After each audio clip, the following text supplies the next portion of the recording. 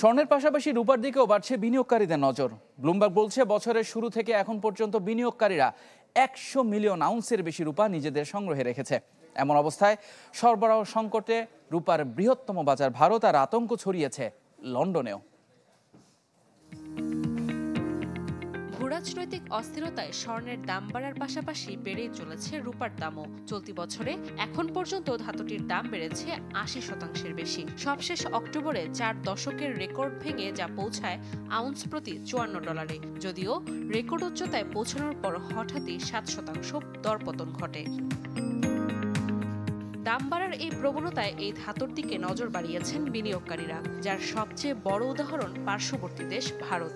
প্রতি বছর দীপাবলি আর পুজোর উৎসবকে কেন্দ্র করে বাড়ে গহনা কেনার হিড়িক। কিন্তু এবারের মৌসুমে স্বর্ণের অতিরিক্ত দামের কারণে বাড়ে রূপার চাহিদা।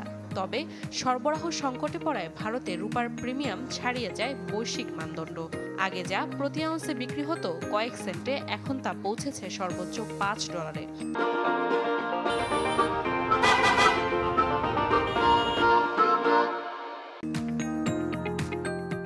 সরবরাহের প্রধান উৎস চীন এক সপ্তাহব্যাপী ছুটিতে বন্ধ থাকায় নজর বাড়ে লন্ডনের বাজারে। বিশ্ববাজারের ভিত্তি স্থাপন করা লন্ডনের ভোল্টগুলিতে $36 বিলিয়ন রূপা থাকলেও এর বেশিরভাগেরই মালিকানা এক্সচেঞ্জ ও ট্রেডেড তহবিলের হাতে। বিশ্বব্যাপী অস্থিরতার মাঝে বিনিয়োগকারীরা রূপালী ইটিএফ বেছে নেওয়ার কারণে এমন অবস্থার সৃষ্টি হয়েছে বলছেন বিশ্লেষকরা। ব্লুমবার্গের তথ্য অনুযায়ী চলতি বছরের শুরু থেকে এখন পর্যন্ত ডিজিটালে বিনিয়োগকারীরা 100 মিলিয়ন আউন্সের বেশি রূপা মজুত করেছেন। আর গত 3 সপ্তাহে দুবাইয়ের বাজারে মজুত কমেছে 20 মিলিয়ন আউন্স, যা 25 বছরের বেশি সময়ের মধ্যে সবচেয়ে বড় পতন। সিলভার ইনস্টিটিউটের তথ্য বলছে 2021 সালে রূপার চাহিদা মোট সরবরাহকে ছাড়িয়ে যায়, যার পরিমাণ ছিল 678 মিলিয়ন আউন্স।